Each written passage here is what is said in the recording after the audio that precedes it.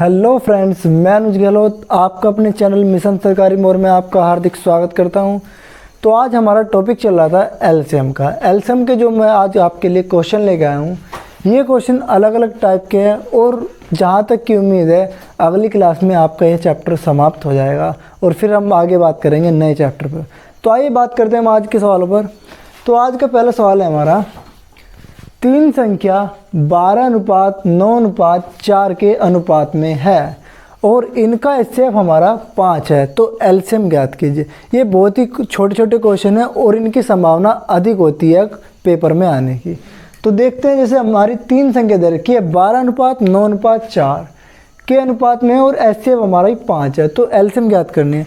तो इसके हमारे दो मेथड होते हैं। तो क्या हम करेंगे, हम जो हमारा एचसीएफ दिया होता है, एचसीएफ को हम यदि अनुपात में यदि हम मल्टीप्लाई कर दे तो हमारी संख्या निकल के आ जाएगी। तो देखते हैं, यदि हम एचसीएफ को मल्टीप्लाई करें अनुपात में तो 12 पंजे 60, 9 गुणा 5 और 4 गुणा 5, यानी कि 12 पंजे 60, 9 पंजे 45 और 5 चौक 20। तो यहाँ से हम इनका एलसीएम निकाल लेंगे। ठीक है जी, इस मेथड से एलसीएम निकाल लेंगे। तो ये तो था हमारा पहला मेथड। अब हम बात करेंगे दूसरे मेथड से कि जो हमारा एचसीएफ है 5 और ये हमारा अनुपात है, तो हम इसमें एचसीएफ की सीधी गुना ना करके पहले जो हमारा अनुपात दिया हुआ है कि जैसे हमारा 12:9:4 दिया है, तो इसको हम क्या करेंगे, अनुपात में इनका एलसीएम निकाल लेंगे। जैसे कि हमने निकाला 3 चौक 12, 3 तिया 9 और 4 का 4, फिर 3 से 4, 1, 4 और फिर 4 से।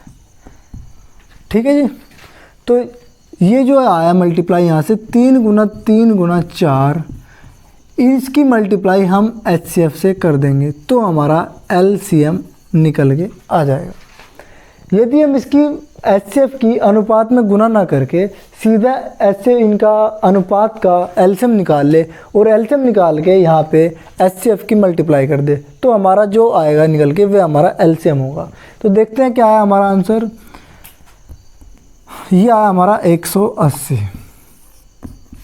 ठीक है जी, तो आइए हम बात करते हैं अगले सवाल पर। तीन संख्याओं का एलसीएम 4752 है और एचसीएफ हमारा 6 है। यदि दो संख्याएं 48 व 66 है तो तीसरी संख्या क्या होगी। तो अभी तक हमने क्वेश्चन किया है कि हमारी दो संख्या दी है, ये दो संख्या दी है और एचसीएफ एलसीएम दिया है।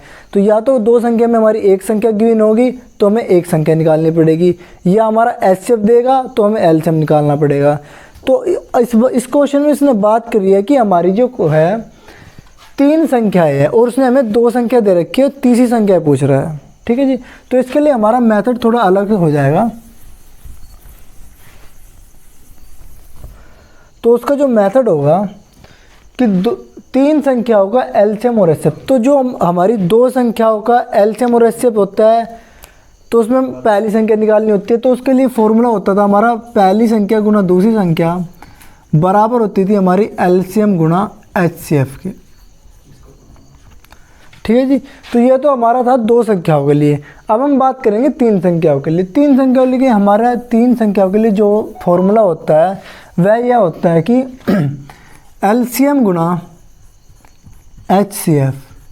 ठीक है जी, एलसीएम गुना एचसीएफ पहले की तरह सेम है, लेकिन जब हमारी तीन संख्याओं की बात आ जाएगी तो जो हमारा एचसीएफ होगा उसको हम 2 बार गुना करेंगे। क्या करेंगे, 2 बार गुना। फिर आ जाएगा हमारी पहली संख्या गुणा दूसरी संख्या गुणा तीसरी संख्या। तो ये हमारा तीन संख्याओं के लिए हमारा यह फॉर्मेट लगेगा कि जो हमारा एलसीएम गुना एचसीएफ होगा, तो यदि दो संख्या है तो हमारा एचसीएफ एक बार काउंट होगा और यदि हमारी जो संख्या 3 है तो वहाँ पे एचसीएफ 2 बार गुना हो जाएगी। तो आइए बात करते हैं कि हमारा एलसीएम दे रखा है 4752 गुना एचसीएफ हमारा कितना है, एचसीएफ हमारा 6 है। और यदि हम एचसीएफ की दोबारा गुना करें फिर हमारी पहली संख्या कितनी है, पहली संख्या आपको दी है 48, दूसरी संख्या हमारी है 66। तो पहली संख्या देखते हैं 48, दूसरी है 66, तो हमें तीसरी ज्ञात करनी है। ठीक है जी, तो इसको सोल्व करके हमारी 30 संख्या आ जाएगी। तो जल्दी से सोल्व कीजिए आप। यदि मैं करूँ 6 से 11 बार 6 8 48। ठीक है जी, 11 चौक 44, 11 तिया 33, 11 से कट जाएगा, 11 चौक 44, 35, 11 तिया 33, 11 दूनी 22। अब इसको हम 8 से डिवाइड करेंगे, 8 पंजे 40 और 8 चौक 32। तो ये हमारी तीसरी संख्या निकल के आ जाएगी।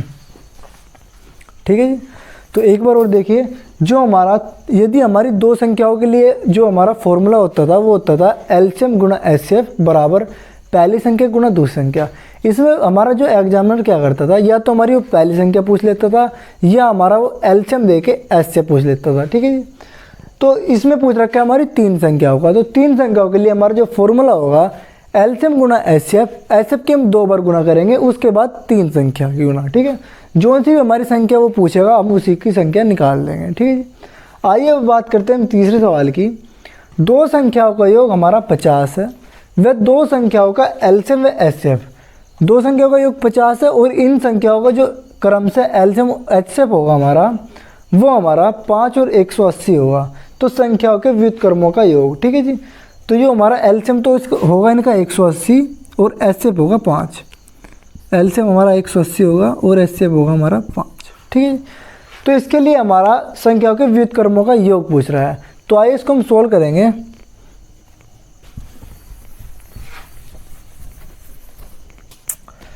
इसने दे रखा है दो संख्या, माना हमारी दो संख्या है ए कोमा बी, हमने दो संख्या मान ली, तो इन संख्याओं को योग दे रखा है इसने 50। ठीक है जी, इन संख्याओं को जो योग दे रखा है 50 दे रखा है। तो अब हम बात करेंगे इन संख्याओं के व्युत्क्रमों की। यदि हम ए संख्या का व्युत्क्रम करेंगे 1/a आएगा और बी संख्या का व्युत्क्रम करेंगे 1/b आएगा, और इनका हम जब योग करेंगे तो बीच में प्लस आ जाएगा। तो अब हम क्या करेंगे, इनका एलसीएम लेंगे, एलसीएम यहाँ पे आएगा ए बी। ठीक है जी, तो ऊपर जाएगा क्या जाएगा बी प्लस ए, इसको हम ऐसे भी लिख सकते हैं A plus B upon A B. तो जो दे रखा है यहाँ पे ए प्लस बी का मान, ए प्लस बी का मान हमारा 50 दे रखा है। तो दो संख्याओं का योग आ गया हमारा 50। ठीक है, जब आपको अभी फॉर्मूला बताया था मैंने कि जो हमारी दो संख्या होती है उनका जो गुणनफल होता है वो हमारा एलसीएम और एचसीएफ की गुणा के बराबर होता है। दो संख्याओं का गुणनफल हमारा एलसीएम गुणा एचसीएफ के बराबर होता है।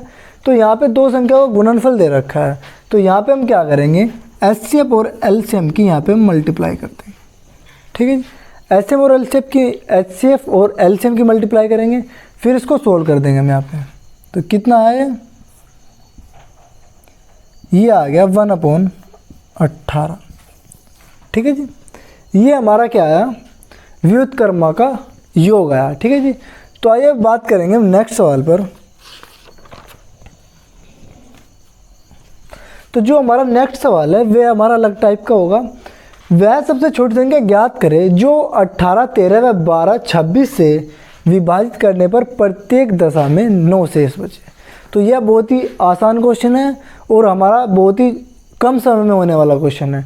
तो इस वजह से ये हमारी एग्जामिनर की पहली पसंद होती है कि जो हमारा कम समय में हो जाए और थोड़ा ट्रिकी भी हो। ठीक है जी, तो आइए बात करते हैं क्वेश्चन पर कि वह सबसे छोटी संख्या ज्ञात करो जिसे इन संख्याओं से विभाजित करने पर प्रत्येक दशा में 9 शेष बचे। तो जब हमारा वह आता है कि इन संख्याओं से, ठीक है, से विभाजित करने का मतलब है हमारा यह एलसीएम निकलवा रहा है। यदि वह आता है कि इन संख्याओं को, यदि यहाँ पे को आ जाता तो हम अपना एचसीएफ निकाल दे। तो यहाँ पे पहले इन संख्याओं का हम क्या निकालेंगे 18, 13, 12 व 26। ठीक है, तो इन संख्याओं को हम पहले निकालेंगे एलसीएम। 2 × 18, 13, 2 × 12, 13।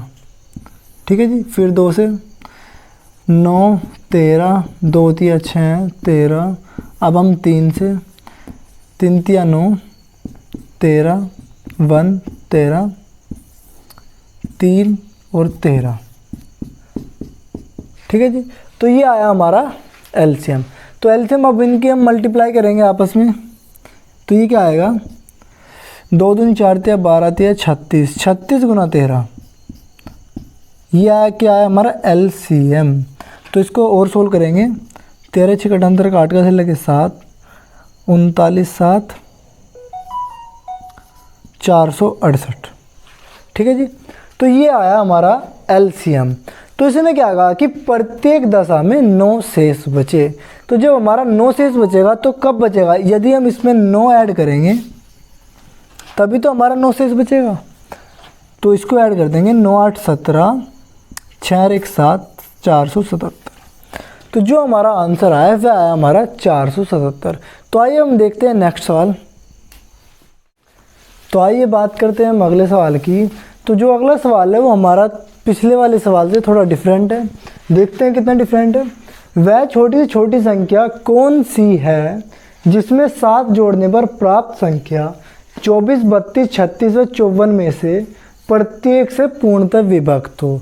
तो हम क्या करेंगे, पहले हम इनका एलसीएम लेंगे। तो एलसीएम क्या लेंगे, 24, 32, 36 व 54। पहले तो हम क्या करेंगे, इनका एलसीएम लेंगे। तो एलसीएम निकालो यहाँ से, 2 से 12 या 12, 16, 18 और 27। फिर 2 से, 2 6 12, 2 8 16, 2 9 18, 27। फिर 2 से, 2 3 6, 2 4 8 9, 27। अब सीधा 4 ही लिख दो, कोई दिक्कत नहीं है। 3 1 9 27। अब 3 से 1 1 3 9। फिर 3 से 1 1 1 3 और 3। तो ये है हमारा एलसीएम। तो अब एलसीएम को देखते हैं कितना बनता है हमारा। 3 3 होती 27 गुना 4 दूनी 8 दूनी 16 दूनी 32। यह हमारा 27 गुना 32। तो यदि हम इसकी मल्टीप्लाई करेंगे तो ये आएगा हमारा 864। कितना आएगा, 864। तो जो हमारा पिछला सवाल था उसमें दे रखा था कि हमारा इन संख्याओं से पूर्णतः विभक्त होने पर हमारा शेष फल बचे। लेकिन इस सवाल में दे रखा है कि जिसमें हमने 7 जोड़ने पर प्राप्त संख्या इन संख्याओं से पूर्णतः विभक्त हो। तो जब हमारा शेषफल बचेगा तो हम क्या करते थे, इसमें ऐड करते थे। लेकिन ये संख्या हमारी पहले से ही 7 ऐडेड है, यानी कि इनमें हमारे 7 जोड़ रखा है। तो हम क्या करेंगे, यहाँ से 7 माइनस कर देंगे। क्या कर देंगे, 7 माइनस कर देंगे। जब हम 7 माइनस कर देंगे तो यहाँ पे जो हमारा आंसर आएगा वो आएगा 857। तो अब देखते हैं हम अगला सवाल। 4 अंकों की वह सबसे छोटी संख्या बताओ जो हमारी 2 4 6 व 8 से पूर्णतः विभक्त हो। बहुत ही छोटा सवाल है और बहुत ही आसान है। तो देखते हैं हम इसका सॉल्यूशन।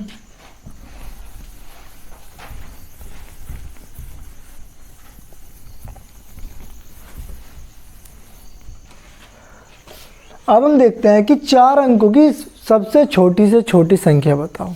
तो सबसे छोटी संख्या हमारी, हम देखते हैं कि जो हमारी सबसे छोटी संख्या है 0 के बाद, तो ये हमारी 1 से लेके 9 तक है। यानी कि सबसे छोटी संख्या हमारी 1, सबसे बड़ी संख्या हमारी 9। यानी कि 1 अंक की जो सबसे छोटी संख्या होगी वो 1 और 1 अंक की सबसे बड़ी संख्या 9। इसी क्रम में यदि हम पूछते हैं कि 2 अंकों की सबसे छोटी संख्या बताओ, तो 2 अंकों की सबसे छोटी संख्या क्या होगी हमारी, 10। ठीक है जी। और यदि वो पूछेगा 2 अंकों की सबसे बड़ी संख्या बताओ, तो कितनी होगी, 99। इसी क्रम में वो पूछेगा कि 3 अंकों की सबसे छोटी संख्या 100 और 3 अंकों की सबसे बड़ी संख्या कितनी होगी, 999। ठीक है जी। तो इसी क्रम में उसने हमारे क्वेश्चन जो पूछा है वो पूछा है 4 अंकों की सबसे छोटी संख्या।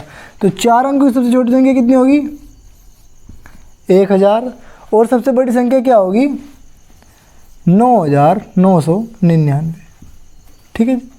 इसी क्रम में वो कितने ही अंकों की पूछ ले, इसी क्रम में आपको बढ़ाते जाना है। ठीक है जी। यदि वो छोटी पूछे छोटी और बड़ी पूछे तो बड़ी। ठीक है जी। तो हमारा जो क्वेश्चन था वो था 4 अंकों की वह छोटी संख्या ज्ञात करो जो इससे पूर्णतः विभक्त हो। तो सबसे पहले हम क्या करेंगे, इन संख्याओं का एलसीएम निकालेंगे। तो देखते हैं इन संख्याओं का एलसीएम।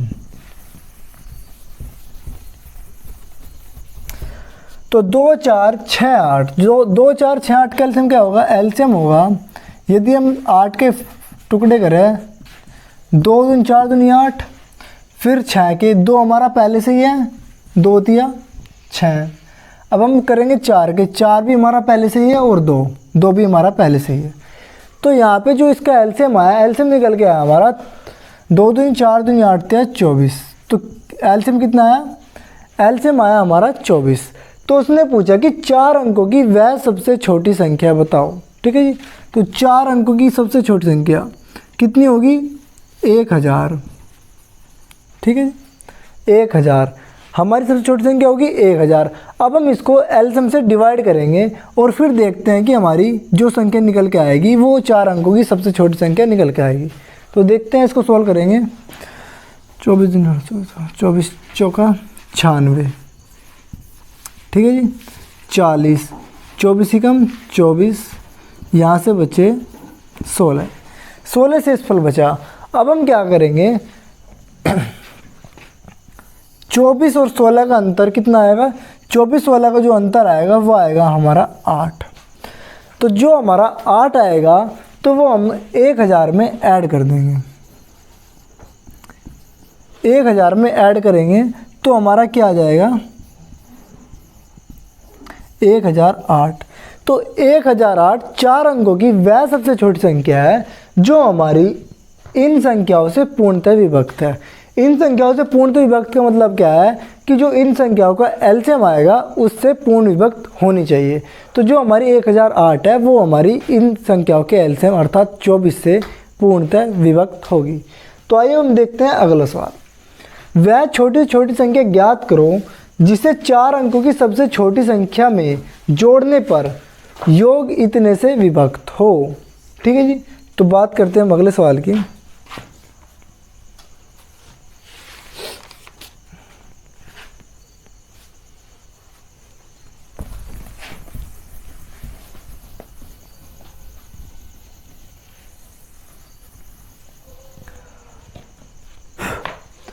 तो फिर क्या करेंगे, पहले इनका एलसीएम लेंगे, 3, 4, 5 और 6 का। तो यदि एलसीएम लोगे आप तो 6 के टुकड़े क्या होंगे? 2 गुना 3 6। फिर हम 5 के टुकड़े करेंगे, 5 का 5।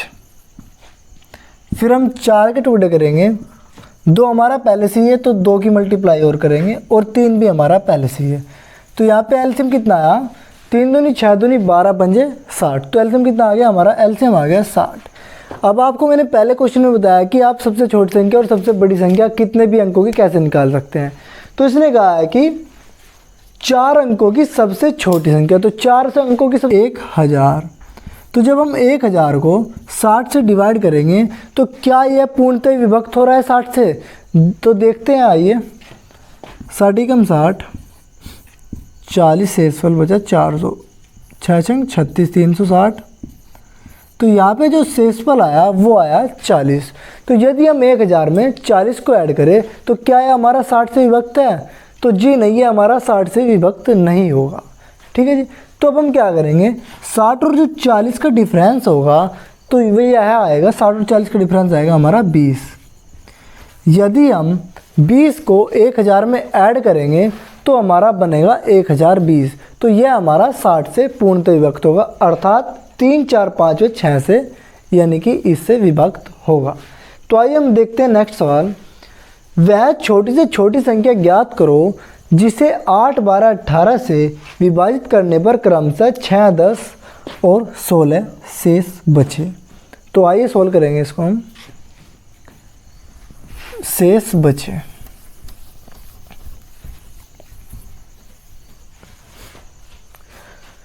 तो जो हमारी ये संख्याएं होगी, यदि इनको हमारा 8, 12, 18 हमारी संख्या है और इसको विभाजित करने में क्रमशः 6, 10 और 16 यानी कि अलग अलग शेष बच रहा है, तो इसको यदि हम यहाँ से 8, 12 और 18 में से 8, 12 और 18 में से इनका शेषफल 6, 10 और 16 ये माइनस करें तो देखते हैं कितना आता है।